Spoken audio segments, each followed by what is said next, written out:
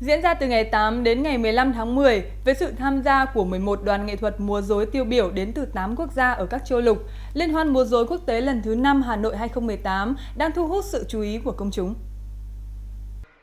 Trong 7 ngày diễn ra liên hoan, khán giả thủ đô có dịp thưởng thức các chương trình múa rối đặc sắc của các đoàn nghệ thuật.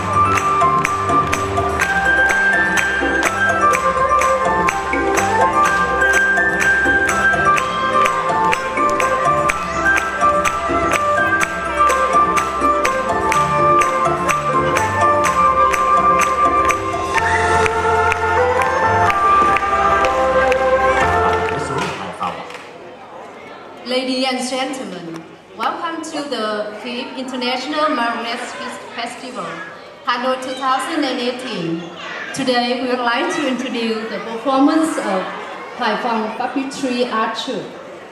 The performance with the name The Massacre to Pop Fiddle. Vở diễn Cây đàn kỳ diệu là câu chuyện về một người nghệ sĩ sinh ra tại một làng chài nghèo ven biển, được cha mẹ cho đi học, nhưng với chàng trai, âm nhạc và cây đàn nhịp là cuộc sống của mình. Vì cuộc sống mưu sinh, bố mẹ già và cả làng đều chưa chấp nhận tiếng đàn trên làng chài ấy. Rất nhiều biến cố xảy ra giúp dân làng hiểu âm nhạc xoa dịu được mọi nỗi vất vả trong cuộc sống và giúp cho cuộc sống của những ngư dân làng chài nghèo tươi vui hơn. Nghệ thuật truyền thống đang dần mai một. Lớp thanh niên ngày càng sát dần với sân khấu truyền thống. Vở diễn Cây đàn kỳ diệu đưa khán giả trẻ trở lại với sân khấu truyền thống và hiểu trách nhiệm của mình với nghệ thuật dân tộc. The performance tells the story of his life. However, as a result of harsh living conditions, both his parents and the villager had not yet accepted the meaning and the existence of the fiddle in their village. After many occurrences, the villagers started to realize that the music is the element that can soothe all their difficulties and brighten up their life. Nowadays, traditional arts are gradually coming to an end. Our young generation is slowly drifting away from traditional stages. The play The Massacre to Pop Fiddle contribute to bring young audiences back to the traditional state and help them understand their responsibility for maintaining our country's art. Tác giả kịch bản Hà Giang, chuyển thể múa rối nghệ sĩ nhân dân Phạm Xuân Thẩm, đạo diễn nghệ sĩ nhân dân Nguyễn Tiến Dũng, nghệ sĩ ưu tú Đỗ Thế Ban, thiết kế sân khấu và tạo hình nhân vật họa sĩ Ngô Thắng, âm nhạc nhạc sĩ nghệ sĩ nhân dân Hạnh Nhân, ánh sáng Văn Vang, âm thanh Quang Vinh, chỉ huy biểu diễn nghệ sĩ ưu tú Xuân Nam, chỉ đạo nghệ thuật nghệ sĩ ưu tú trưởng đoàn Đỗ Thế Ban. Author Hà Giang transformed to puppet script by People's Artist, Fiddler, Meritorious Artist, Đỗ Thế Ban. Diễn viên với các vai: nghệ sĩ ưu tú Phạm Thu Thủy vai bà mẹ, nghệ sĩ ưu tú Phạm Xuân Nam vai ông bố, nghệ sĩ Vũ Lương vai Đào con gái phú ông, nghệ sĩ xuất sắc Lê Đức Mười vai phú ông, nghệ sĩ Dương Thị Thu vai Mõ, Kim Tiến, Phương Thoa. Nhóm múa xứ Biển: Minh Thu, Minh Hoa, Hải Phương, Thương Thương, Kim Tiến, Mai Sao, Phương Thoa. Nhóm múa tiên cá: nghệ sĩ ưu tú Thu Thúy, Đức Thành, Minh Thu, Minh Hoa, Hải Phương, Thương Thương, Kim Tiến, Mai Sao, Phương Thoa. Và tập thể nghệ sĩ, diễn viên đoàn múa rối Hải Phòng. Casting. Dance Group: Tiên cá Meritorious Artist Thu Thủy, Đức Thành. Ladies and gentlemen, please enjoy the show.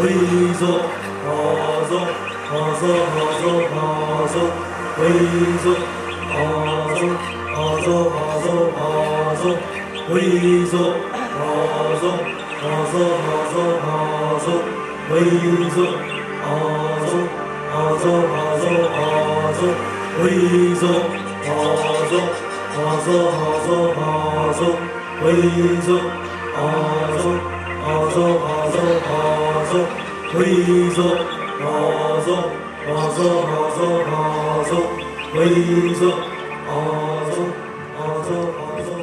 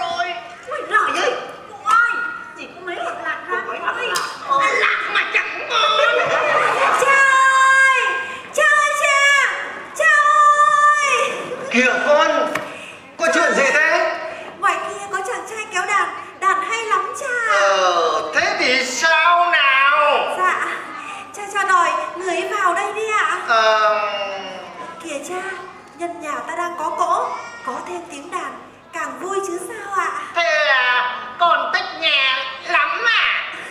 Dạ. Thôi được, cha sẽ chiều theo ý của con. Dạ, con đợi ơn cha.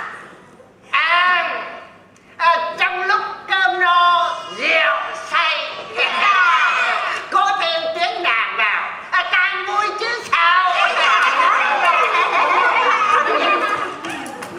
Ôi cho tôi với.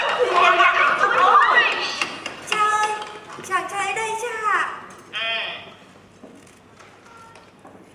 Dạ bẩm phu ông cho đòi tôi ạ. Gảy đi nào cho con gái yêu của ta nghe nào. Kìa cha, sao lại là gảy ạ? Gảy thì có sao đâu nào. Cha, anh hãy đàn đi, đừng ngại. Vậy tôi xin phép. Gảy đi.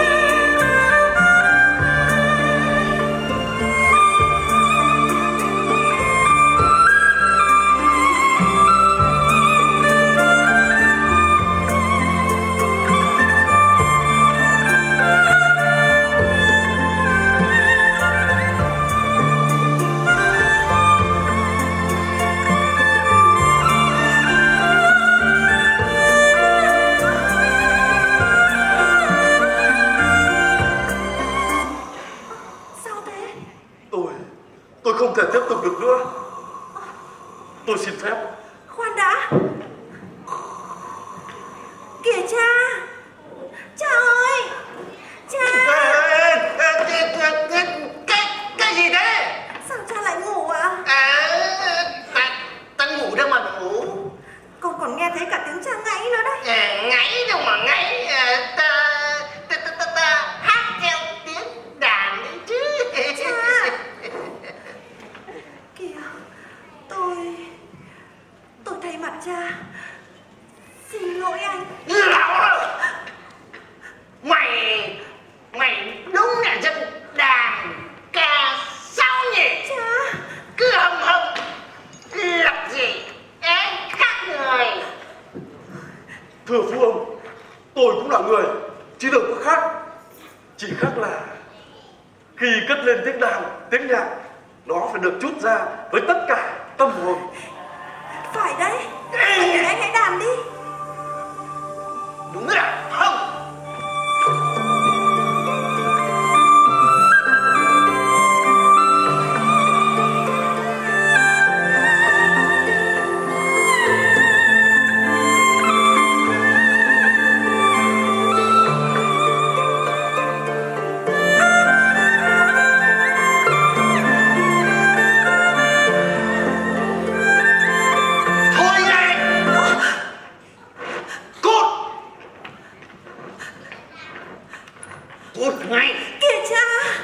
Còn nữa đấy. Thưa phu ông, lỗi là do tôi chứ không phải do cô ấy. tôi sẽ đi. Nhưng xin ông hãy đừng trách cô ấy. Cút ngay. Cha ơi, sao cha lại xúc phạm người ta như thế?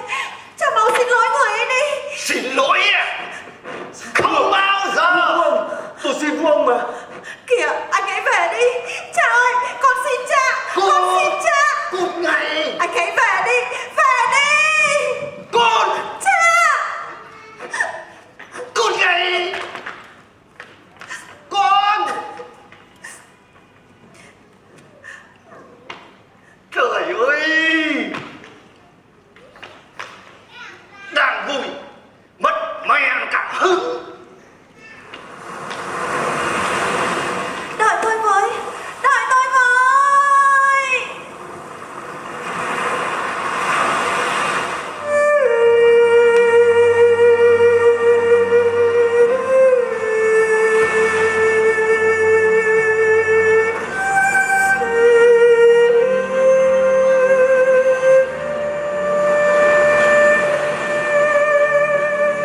Anh đợi tôi với.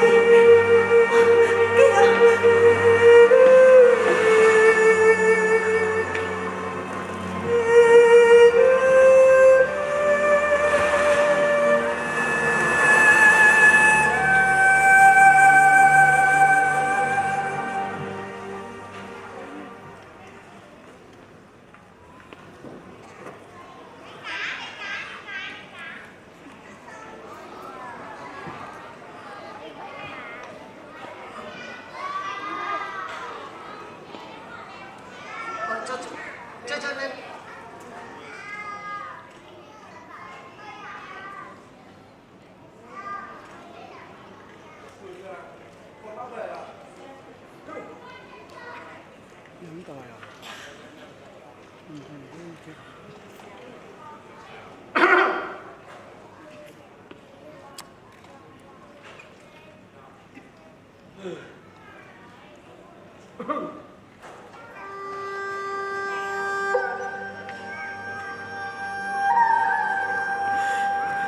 Ôi kìa mình ơi, mình cho tôi xin mình ơi, mình ơi.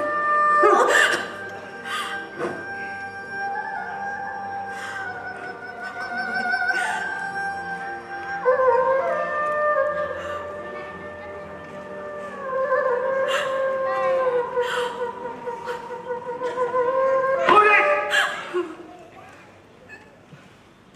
Có đi biển không? Con không đi biển đâu cha.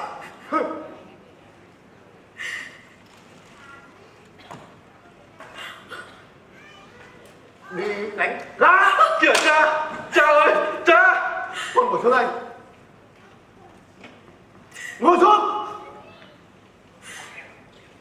Con ơi, cứ cò cưa mãi như thế này thì có ngày chết đói đấy con ạ. Kìa cha ơi, cha cho con xin lại cái đàn đi ạ. Hả? Đàn? Kìa cha, cái đàn. Con xin cha. Này thì đàn.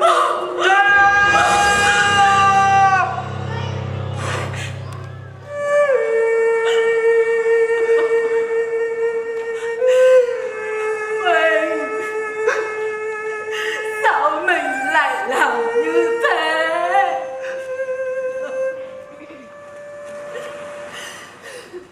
Có im thì không?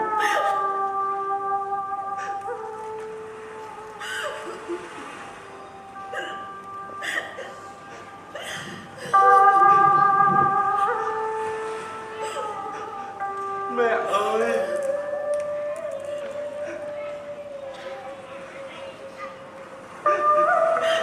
Kìa mẹ.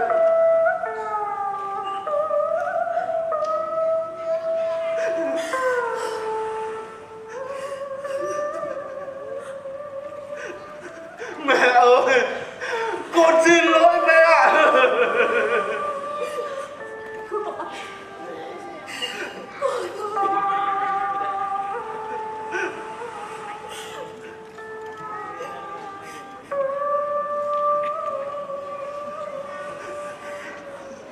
Con Mẹ ơi.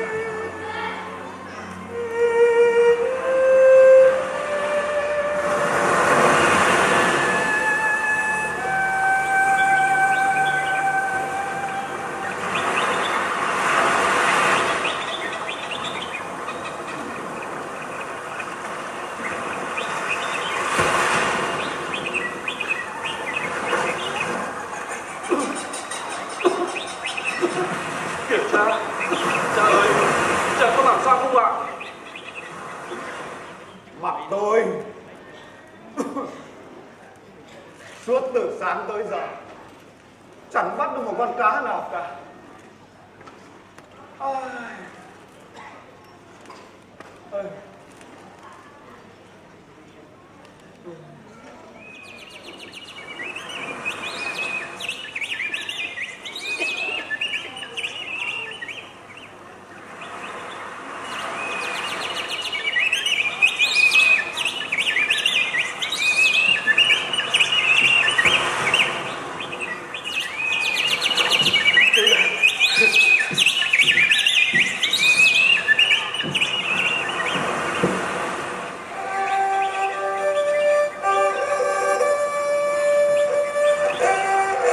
Đưa cái đàn đây.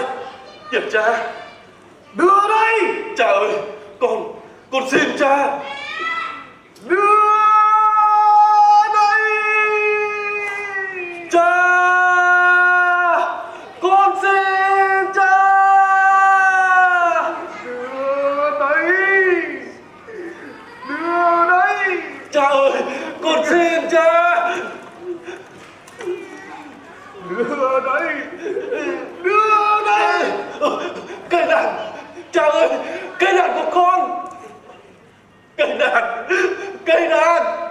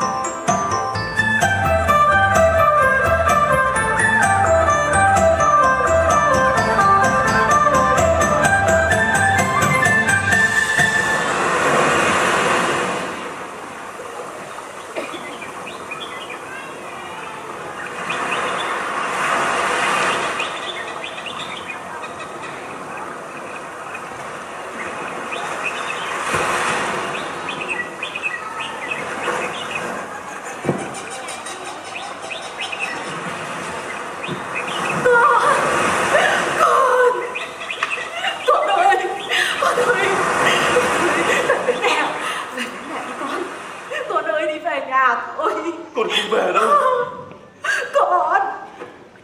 Con tôi.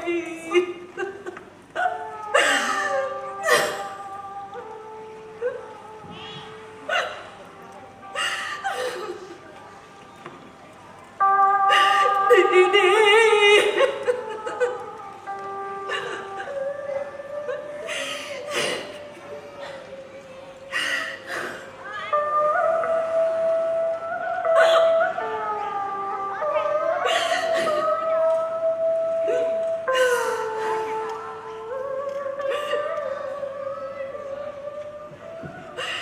Trời ơi, có ai khổ hơn tôi nữa không?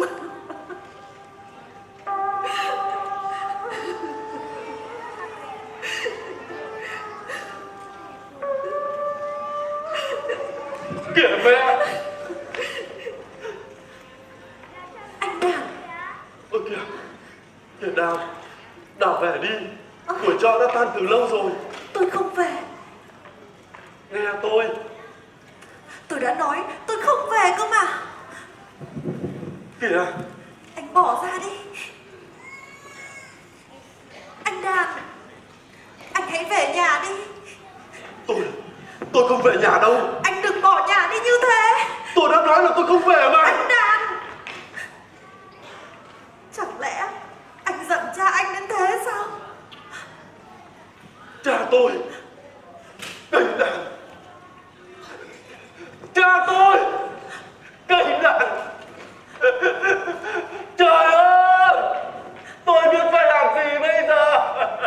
Đàn. Đàn. Đàn. Cha. Ôi mình ơi đừng tôi xin mình ơi tôi xin mình. Mặc thôi. Mình ơi. Thằng Đàn đâu rồi? Mình ơi thương tôi, mình ơi. Đây rồi. Ông ơi. Đây rồi. Ông ơi thương con. Mọi người ơi, nhìn này. Ôi, cây đàn. Cây đàn.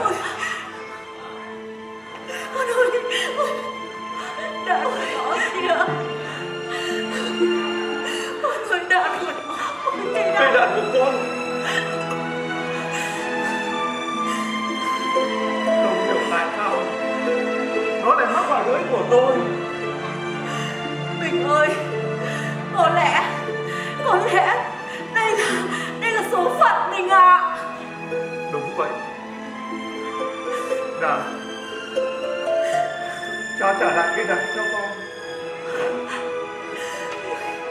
Đà xin lỗi nhé. Cây đàn.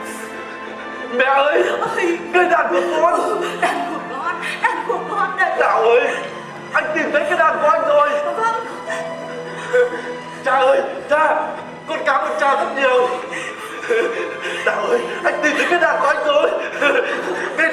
Cây đàn của tôi. Nhưng cây đàn ướt hết cả rồi. Không biết có còn lên được tiếng nữa hay không? Không sao, điều đó không quan trọng. Quan trọng là khi ta cất lên tiếng đàn, tiếng nhạc, nó phải được trút ra với tất cả tâm hồn.